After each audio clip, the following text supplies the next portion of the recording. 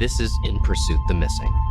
My brother Adam was abducted and murdered in 1981, and I know firsthand how families suffer when someone they love vanishes.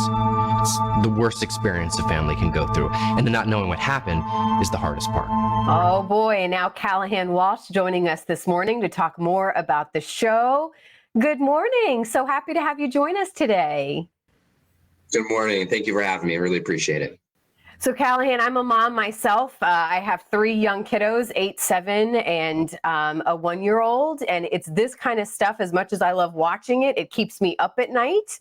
But I love what you and your family have done over the years, though. And, with your work and making sure that maybe we can find these people faster, whether it's missing or the victims or the perpetrators. What is your goal for this show? Obviously, it's to continue to do that, too. Yeah, our goal is to get the tips in that break these cases wide open. We're covering 2 really gripping cases right here from Florida.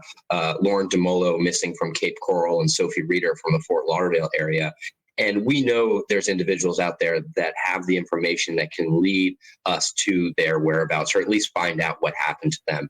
And that's what this show is all about. And that's my hope, is that we get the tip that leads to the recovery of one of these missing individuals and they're reunited safely with their family.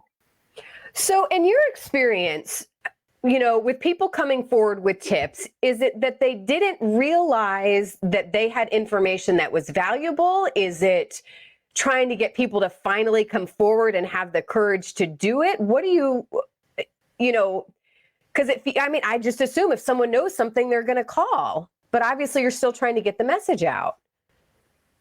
Yeah, there's a couple different reasons why somebody may not report. And you hit the nail right on the head with not thinking that their tip is significant enough to actually contact law enforcement.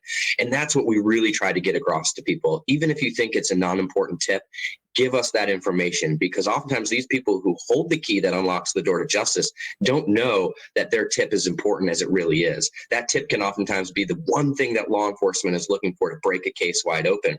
And so we say, if anybody has any information whatsoever, to please give us that tip. But as time goes on, consciences weigh heavy as well. So oftentimes there's individuals out there who may have known something about the case.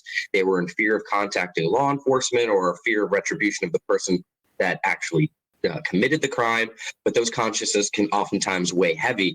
And sometimes it's time that's all it takes, is for that individual to eventually give us that tip. So, we always say, no matter how you came across that information, if you call our hotline, you can remain anonymous. We have trained professionals. It's not law enforcement answering those calls. It's trained professionals. You can remain anonymous and you can make a difference. In your opinion, and of course your family has been at this for so long now, do you think we're going to get to a point where we can solve, because it's still just hard. We have a case right here in Wesley Chapel where I'm at, where a little girl was murdered and they still haven't solved it from decades ago. Do you think we're going to get to a place where we can solve these things, find these people a lot sooner than what we have, in generations past? Yeah, my day job is at the National Center for Missing and Exploited Children, an organization that's helped recover over 350,000 missing kids. And every day we're trying to put ourselves out of a job there. Unfortunately, we're not at that point. And yes, we're harnessing technology the best we can, whether it's, with our forensics team, Amber Alerts, another great piece of technology used to recover children faster than ever before. But we're not there yet. And technology hasn't gotten to a point where missing cases are down to 0, unfortunately. We're striving for that day. We try to use any technology that we can, harnessing, not only tech, but harnessing the power of the public, trainings for law enforcement, training for healthcare professionals.